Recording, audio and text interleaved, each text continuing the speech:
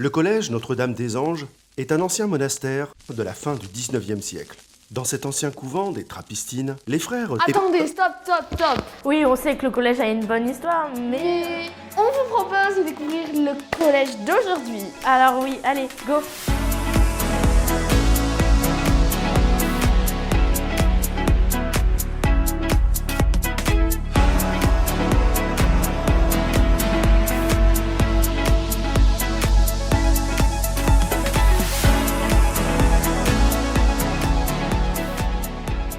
L'école ressemble à Poudlard, ça me faisait vraiment penser à Poudlard, vraiment.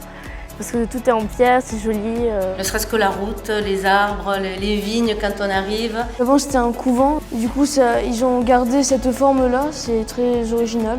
Les arches, le jardin, la conception du bâtiment tout simplement avec les briques, la pierre, tout ça. Enfin, il y a plein de salles qui sont restées anciennes et du coup on peut voir la charpente, on peut voir des choses comme ça et d'aller de classe en classe en prenant le cloître.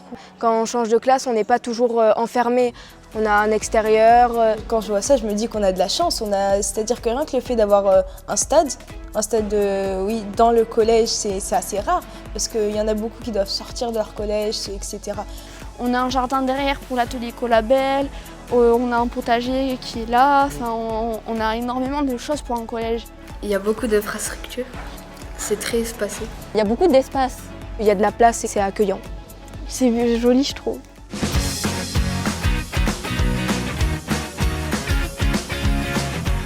Je sortais d'une phase difficile, mais le collège m'a très bien accueillie. Oui, j'ai été très bien accueillie dès le premier jour.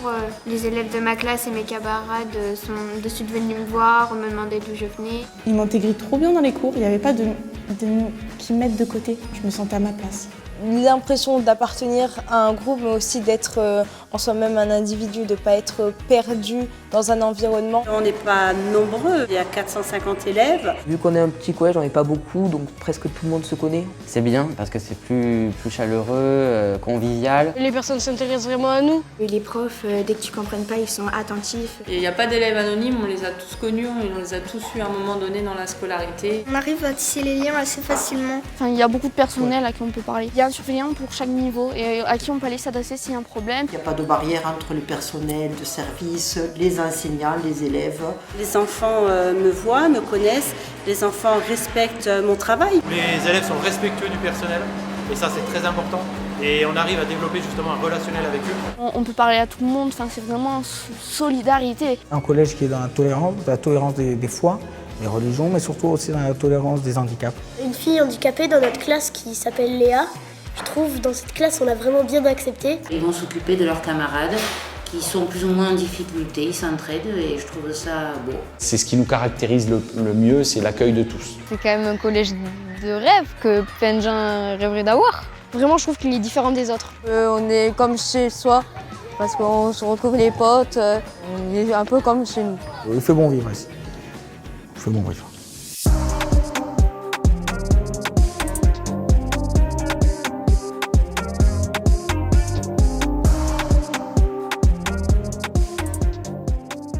Ça m'apprend une langue en plus. C'est une classe qui permet aux élèves d'apprendre 2 langues dès la 6e, et ce jusqu'à la 3e. La classe bilingue, ça leur permet en fait d'avoir l'étude des 2 langues dès la 6e et sur le même côté horaire. Donc en fait, ils font 3 heures d'anglais, 3 heures d'espagnol. Je trouve que c'est très important de parler 2 langues, surtout nous, chez nous, on est à côté de l'Espagne. Moi, j'ai de la famille espagnole et que pour les comprendre, c'est un peu plus facile d'apprendre l'espagnol. Depuis que je suis petit, j'aime bien parler espagnol. Si on fait des voyages, c'est plus facile de parler plusieurs langues. Et en général, c'est des élèves qui ont déjà une base assez solide, donc qui supportent un peu mieux la masse de travail en plus, donc beaucoup plus d'exigences bien sûr. Du fait d'être dans une classe bilingue, les élèves qui ont plus de difficultés dans les langues s'accrochent aux autres et travaillent entre eux très régulièrement. En fait, ils s'améliorent énormément. Donc ça pourrait nous aider. Moi, je sais déjà ce que je voudrais faire. Et oui, ça peut nous aider. Pour être plus avancé, avoir un meilleur niveau, avoir moins de difficultés quand j'arriverai au lycée en espagnol. Mais j'en ai besoin dans la vie, pour tous les métiers, il faut de l'anglais. Mais le but, c'est de parler tout le temps dans la langue, bien sûr. Mais alors, même quand ils ne comprennent pas, il faut pas lâcher. Il faut faire des dessins, il faut faire des mimes, il faut faire le clown. Au maximum, leur donner des outils pour qu'ils parlent dans la langue. Et je pense qu'ils s'y habituent. Au début, ils sont un petit peu perdus, ils me regardent. Quoi? Qu'est-ce qu'elle dit? Mais je pense qu'ils s'habituent très vite. Hein. Oui.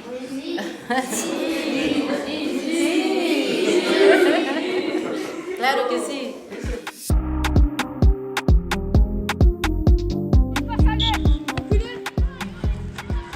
Alors, la section elle a été créée en 2005 et c'est vraiment un partenariat avec un club professionnel, les Dragons catalans. La section rugby elle repose sur 3 axes, c'est le renforcement de la pratique du rugby, le développement personnel et l'éducation à la citoyenneté. Le vendredi après-midi, on fait des entraînements et le mercredi après-midi, on a des matchs contre d'autres équipes de collège. Oui, il y a des tournois, des matchs. L'année dernière, on a été gagnant du tournoi académique. Et on a participé au championnat de France, on a fini 3e. J'ai envie de finir pro un jour, comme mon oncle. Il joue en top 14 à Lyon, je suis le même parcours. Je suis en U14, je joue à l'USAP. L'an dernier, on a 3 élèves qui sont partis en pôle France, en sport-études derrière, donc ça permet quand même d'ouvrir des portes. Mais on accueille aussi les élèves qui veulent découvrir. On intègre aussi les filles en section rugby, il n'y a pas de souci. Le tout, c'est qu'ils donnent le meilleur d'eux-mêmes et après qu'ils prennent du plaisir, ça c'est la base. On est tous des copains, on joue collectif. Moi, je me régale. Je me régale bien, quoi. Allez, on boit un coup, on débriefe les capitaines de chaque équipe. On corrige, on améliore. Allez. C'est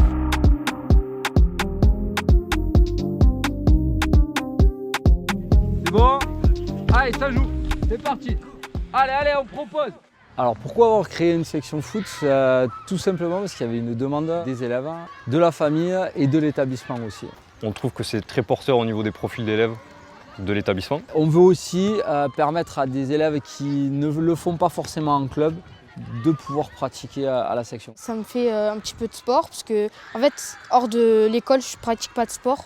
C'est un sport que j'aime depuis petit. J'aime le foot, c'est ma passion. La passion c'est le foot, être gardien parce qu'avant je suis gardien. J'ai toujours aimé ça et en même temps ça m'améliore et voilà. Donc on regroupe des élèves de tout niveau, c'est-à-dire 6e, 5e, 4e, 3e. C'est mixte bien évidemment. Là, cette année, on a une équipe presque totale, puisqu'elles sont une dizaine. En fait, de base, je suis en club de foot et que en fait, ça me rajoutait des entraînements et des matchs. Du coup, en fait, c'était tout bénef. On se connaissait tous pas forcément, ça crée un effet de groupe et du coup, on est soudés. Avant, c'était les filles d'un côté et les garçons de l'autre. C'est bien que ça soit mélangé, parce que sinon, ce serait injuste pour les filles. L'entraînement, c'est le jeudi. Après, évidemment, on part sur des compétitions. Il y a des tournois de futsal et des tournois de foot. Pour une première année, on a fini 2e du district. Sinon, cette année, l'objectif, c'est vraiment de reproduire un peu le même résultat, se rapprocher du podium et, si possible, être champion départemental.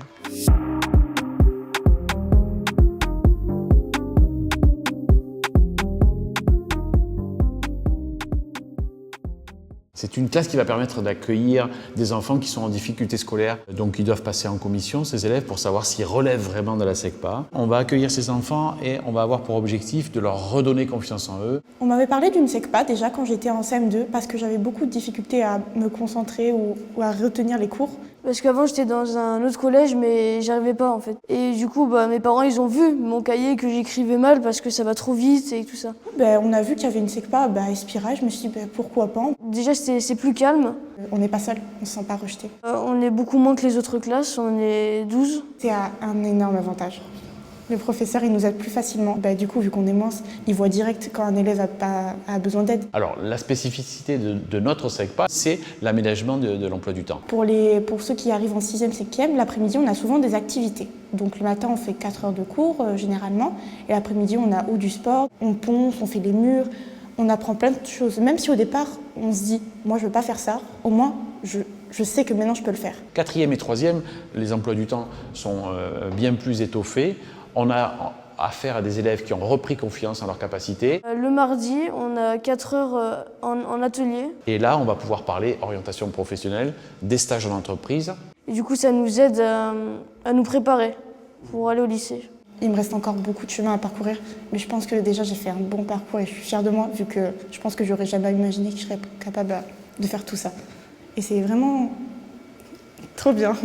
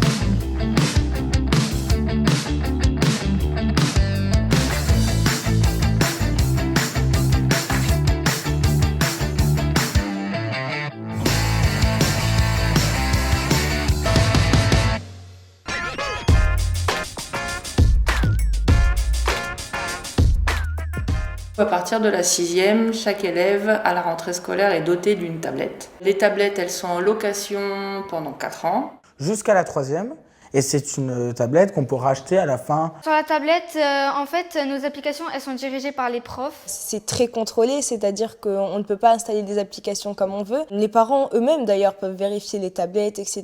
Pas de souci là-dessus. Il faut bien que ça soit restreint et que en fait, ça nous concentre sur le travail. Pédagogiquement, les professeurs peuvent nous envoyer des documents. Les sacs sont moins lourds, vu qu'on a beaucoup de matières des fois qui sont sur tablette. Surtout qu'on a un drive, donc on peut stocker beaucoup de documents, etc. Et voilà, on a des fichiers pour chaque matière et on doit les classer à l'intérieur. Ils vont stocker leurs documents, ils vont pouvoir les partager avec les profs. Donc le fait d'avoir une tablette, ça peut t'aider par exemple à faire des recherches, regarder des vidéos pour documenter. Quand j'ai des activités, des fois, je leur demande d'abord de le faire sur papier pour poser sa réflexion, les réponses qu'on va mettre, et puis après, de mettre au propre numérique. Certains arrivent à faire tout d'emblée en numérique, mais je laisse le choix. La tablette, c'est aussi notamment pour être plus autonome, parce qu'on travaille tout seul. Et donc je vais pouvoir modifier des documents, travailler de mon côté. Sur tablette, on peut faire des podcasts, des vidéos. Et ça permet aussi à l'enseignant de les responsabiliser vis-à-vis de cette autonomie. Vraiment, le fait de les rendre acteurs, c'est quelque chose qui est fondamental. C'est-à-dire que maintenant, on a la certitude d'avoir tous les élèves qui sont acteurs dans le cours. On n'envoie plus d'élèves passifs. Et en fonction de si on va plus vite que la classe ou moins vite, on peut ne pas être perdu et tout continuer à la maison ou même s'avancer en cours. En tout cas, le numérique, je peux dire que pour certains qui ont des difficultés, c'est très utile. Je suis dyslexique, oui, j'ai une tablette. Ça me permet d'écrire plus vite et que les profs comprennent mon écriture. J'ai un handicap, je suis née sourd profond. Là, les pattes, ça me rapporte beaucoup de choses. Les professeurs m'envoient des cours sur iPad et moi, j'arrive à faire tout seul, en autonomie. Dans un monde qui est quand même informatique, où tout est informatique, il est très utile évidemment d'avoir déjà les premiers repérages sur la tablette. Et puis même prochainement, le lycée, les études supérieures et tout, on saura le faire. Oui, de toute façon, dans notre future vie professionnelle, on aura toujours besoin du numérique, on le sait. Donc c'est important de commencer, je pense, depuis la 6e, depuis la 5e. Comme ça, on y est préparé et on sait comment bien l'utiliser.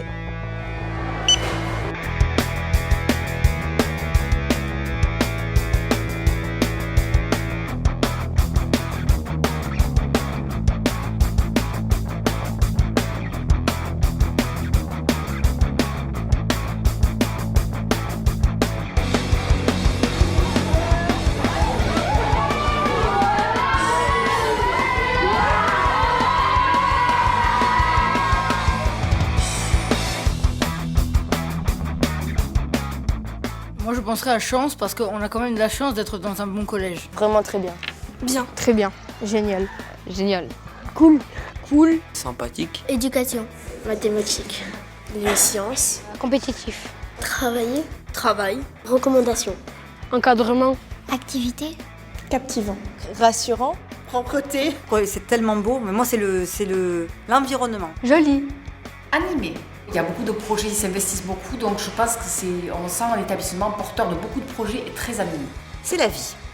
J'aurais dit rigolade. Joyeux. La joie. Je me sens à l'aise dans ce collège, quoi, donc agréable, je dirais. C'est chaleureux. Sérénité. C'est merveilleux comme établissement. Et les gens qui sont dedans sont merveilleux. Pour moi, c'est la convivialité. Convivialité. Amitié. Donc les amis. Oui, amis. Amitié. Amical. Adolescent. Famille. Familial. En fait, on s'entraide tous beaucoup. L'accueil de tous. Un mot qui désigne tout le collège, ça serait la solidarité. Comme dans ce collège, on est un peu tous solidaires. Solidarité. La bienveillance. Bienveillance. Bienveillance. Bienveillance. Bienveillance. Bienveillance aussi. C'est le premier mot qui me vient en tête. Et on mange bien à la cantine. Bonne cantine. Bonne ambiance, je pense. Liberté. Différent. Le collège du XXIe siècle. Bonheur. Bonheur. Bon à vivre.